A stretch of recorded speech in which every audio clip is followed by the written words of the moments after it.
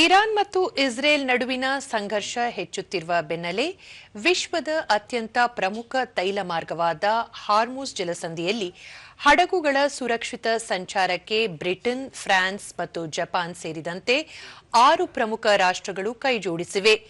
Iran ನಡೆಸುತ್ತಿರುವ ಸರಣಿ ದಾಳಿಗಳನ್ನು ತೀವ್ರವಾಗಿ ಖಂಡಿಸಿರುವ ಈ ರಾಷ್ಟ್ರಗಳು ಜಾಗತಿಕ ಇಂಧನ ಮಾರುಕಟ್ಟೆಯನ್ನು ಸ್ಥಿರಗೊಳಿಸಲು ಜಂಟಿ ಕಾರ್ಯಾಚರಣೆಗೆ ಮುಂದಾಗಿವೆ. ಬ್ರಿಟನ್ ಪ್ರಧಾನಿ ಕೀರ್ ಸ್ಟಾರ್ಮರ್ ಕಚೇರಿಯಿಂದ ಹೊರಡಿಸಲಾದ ಜಂಟಿ ಪ್ರಕಟಣೆಯಲ್ಲಿ Britain, France, Germany, Italy, Netherlands ಮತ್ತು ಜಪಾನ್ ದೇಶಗಳ ನಾಯಕರು ಇರಾನ್ನ ಪ್ರಚೋದನಾಕಾರಿ ಕ್ರಮಗಳ ವಿರುದ್ಧ ಎಚ್ಚರಿಕೆ ನೀಡಿದ್ದಾರೆ. ಅಂತಾರಾಷ್ಟ್ರೀಯ ಹಡಗು ಸಂಚಾರಕ್ಕೆ ಅಡ್ಡಿಪಡಿಸುವುದು ಮತ್ತು ಇಂಧನ ಪೂರೈಕೆ ಸರಪಳಿಯನ್ನು ಕಡಿತಗೊಳಿಸುವುದು ಜಾಗತಿಕ ಶಾಂತಿ ಮತ್ತು ಭದ್ರತೆಗೆ ದೊಡ್ಡ ಬೆದರಿಕೆಯಾಗಿದೆ. ವಾಣಿಜ್ಯ ಹಡಗುಗಳ ಮೇಲೆ ಇರಾನ್ ನಡೆಸುತ್ತಿರುವ ಡ್ರೋನ್ ಮತ್ತು ಕ್ಷಿಪಣಿ ದಾಳಿಗಳನ್ನು ತಕ್ಷಣವೇ ನಿಲ್ಲಿಸಬೇಕು, ಸಮುದ್ರ ಮಾರ್ಗದಲ್ಲಿ ಮೈನ್ಗಳನ್ನು ಹೂಡುವುದನ್ನು ಕೈಬಿಡಬೇಕು ಎಂದು ಆಗ್ರಹಿಸಿದ್ದಾರೆ.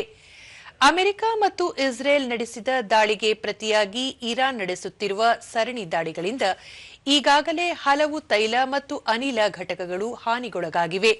ಇದರಿಂದಾಗಿ ಅಂತಾರಾಷ್ಟ್ರೀಯ ಮಾರುಕಟ್ಟೆಯಲ್ಲಿ ತೈಲ ಬೆಲೆಯು ಗಗನಕ್ಕೇರುವ ಆತಂಕವೂ ಎದುರಾಗಿದೆ.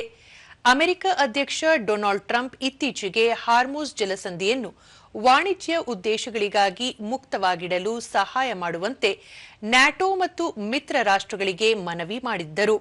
ಈ ಹಿನ್ನೆಲೆಯಲ್ಲಿ ಈ 6 ರಾಷ್ಟ್ರಗಳ ಒಕ್ಕೂಟವು ಒಗ್ಗೂಡಿರುವುದು ಜಾಗತಿಕ ರಾಜಕೀಯದಲ್ಲಿ ಮಹತ್ವದ ಬೆಳವಣಿಗೆಯಾಗಿದೆ.